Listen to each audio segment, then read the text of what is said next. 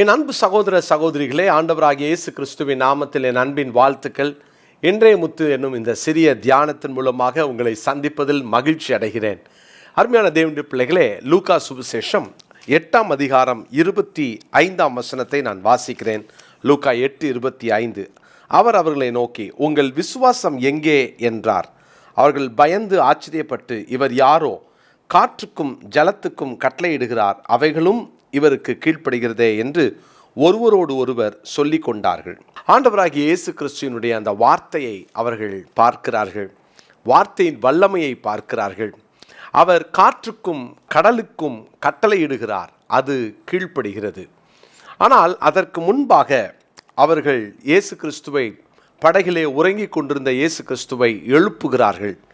ஐயரே, மடிந்து போகிறோம் என்று அவரை எழுப்பினார்கள். அவர் எழுந்து காற்றையும் ஜலத்தின் கொந்தளிப்பையும் அதட்டினார். உடனே அவைகள் நின்று போய் அமைதல் உண்டாயிற்று. ஆண்டவராகிய இயேசு கிறிஸ்துவை எழுப்பும் பொழுது அவர்கள் எப்படி எழுப்புகிறார்கள்? நாங்கள் மடிந்து போகிறோம். இயேசு கூட இருக்கிறார். இயேசுதான் அழைத்து வந்தார். இயேசுதான் அக்கறைக்கு போவோம் வாருங்கள் என்று சொன்னார். இயேசுதான் அங்கே அவர்களை இந்த படவிலே ஏற்றினார். ஆனால் இவர்கள் அந்த காற்றையும் அந்த கொந்தளிப்பையும் பார்த்தவுடனே இயேசுவை அவர்கள் விசுவாசிக்கவோ அல்லது இயேசு இருக்கிறதுனாலே அவர் பார்த்து கொள்வார் என்று அவர்களால் அவரை நம்பவோ முடியாத ஒரு நிலைக்கு தள்ளப்பட்டார்கள். உங்கள் பிரச்சனை ஒரு வேளை பெருசாக இருக்கிறதுனால கடவுள் நினச்சா கூட காப்பாற்ற முடியாது அப்படின்னு நீங்கள் என்னைக்காவது சொல்லியிருக்கீங்களா? இன்றைக்கும் ஆண்டவர் நம்மளை பார்த்து ஒரு கேள்வி கேட்கிறார், உங்கள் விசுவாசம் எங்கே? அவர் இன்றைக்கும் நம்மோடு இருக்கிறார். இஸ்ரவேலை காக்கிறவர் உறங்குவதும் இல்லை, தூங்குவதும் இல்லை. அவர் நம்மோடு இருக்கிறார். சில நேரம் அவர் அமைதியாக இருப்பதைப் போல உங்களுக்கு தெரியலாம். சில நேரம் அவர் பதிலே கொடுக்காத மாதிரி இருக்கலாம்.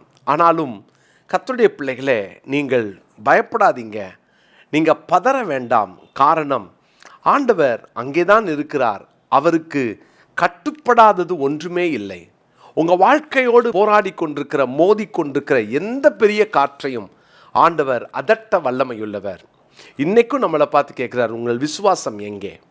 நல்லா தானே ஓடணும். நம்முடைய விசுவாச வாழ்க்கை இன்றைக்கு சூழ்நிலைகளை கண்டு, பல சூழ்நிலைகளை பார்த்து பயந்து அங்கே நம்முடைய விசுவாசத்திலே தடுமாறுகிறோமே. எனக்கு பிரியமான தேவனுடைய பிள்ளைகளே, ஆண்டவர் இன்றைக்கு உங்களை பார்த்து உங்கள் விசுவாசம் எங்கே என்று கேட்கிறார். விசுவாசிக்கிறவர்கள் பதற மாட்டார்கள். விசுவாசிக்கிறவர்கள் கலங்க மாட்டார்கள். அந்த விசுவாசத்தெல்லாம் கர்த்தர் மேலே வச்சுட்டு நீங்கள் சமாதானமாக இருங்க. கர்த்தர் பார்த்து கொள்வார். உங்களோடு கூட போராடுகிற காரியங்கள், கிரியைகள் அடங்கும். உங்களோடு மோதிக்கொண்டிருக்கிற அந்த எதிர்காற்றுகள் அடங்கும். மிகுந்த அமைதல் உண்டாக போகிறது. அதற்கு முன்பாக ஒருவேளை இன்றைக்கு இருக்கிற இந்த குழப்பமான சூழ்நிலைகளை எல்லாம் ஒருவேளை நீங்கள் பார்த்து பயந்து, அநேக நேரங்களில் அதை பார்க்காத வரைக்கும் நமக்கு கவலை இல்லை, நல்லா போவோம். ஆனால் பிரச்சனையை பார்த்த உடனே நம்முடைய சூழ்நிலைகள் எல்லாம் மாறுகிறது. நம்முடைய விசுவாசம் தடுமாறுகிறது. தெசலோனிக்கேயருக்கு எழுதின நிருபத்தில் அப்போஸ்தலனாகிய பவுல் 1 அதிகாரத்தில் அவர் இப்படி தான் அவர்களுடைய விசுவாசத்தின் பிரசித்தத்தை குறித்து அவர்களோடு கூட பேசுகிறார். ஏன்னா அவர் சொல்கிறாரு 8ஆம் வசனத்தில், எப்படி எனில் உங்களிடத்திலிருந்து கர்த்தருடைய வசனம் மக்கெதோனியாவிலும் அகாயாவிலும் தொனித்ததும் அல்லாமல் நாங்கள் அதை குறித்து ஒன்றும் சொல்ல வேண்டியதாக இராதபடிக்கு தேவனை பற்றின உங்கள் விசுவாசம் எங்கும் பிரசித்தமாயிற்று என்று சொல்லுகிறார். உங்கள் விசுவாசம் எங்கும் பிரசித்தமாயிற்று. அவ்வளவு, அந்த அளவுக்கு அங்கே விசுவாசத்திலே பிரசித்தமாக இருந்த தெசலோனிக்கே பட்டணத்தார் 3ஆம் அதிகாரம் 10ஆம் வசனத்தில் அவர் சொல்லுகிறார், உங்கள் முகத்தை கண்டு உங்கள் விசுவாசத்தின் குறைவுகளை நிறைவாக்கும் பொருட்டு இரவும் பகலும் மிகவும் வேண்டிக் கொள்ளுகிறோமே. பிரியமானவர்களே, உங்கள் விசுவாசம் எங்கே போச்சு? நீங்கள் எத்தனை நன்மையை பெற்றீங்க? இந்த விசுவாசம் குறைவதற்கு காரணம் என்ன தெரியுமா? இதற்கு முன்பு இதை விட பெரிய பிரச்சனையை தாண்டினீர்கள் அல்லவா? அதை மறந்துட்டீங்கன்னு அர்த்தம்.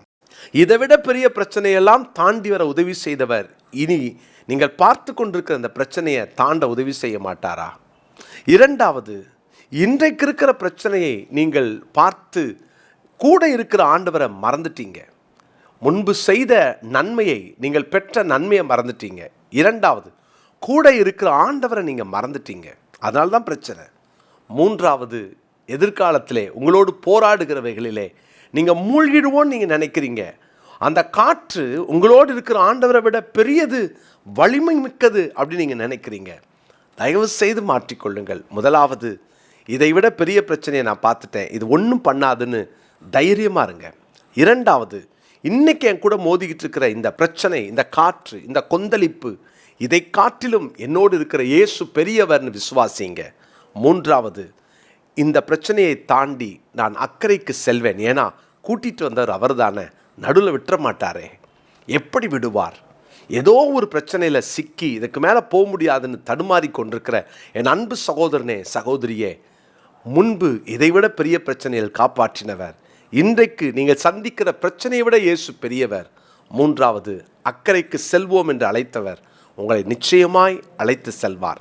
அப்போஸ்தலனாகிய பவுல் தீமோத்தேயுக்கு எழுதின 2ஆம் நிருபம் 3ஆம் அதிகாரம் 8ஆம் வசனத்தை வாசிக்கிறேன். 2 தீமோத்தேயு 3ஆம் அதிகாரத்தின் 8வது வசனம்.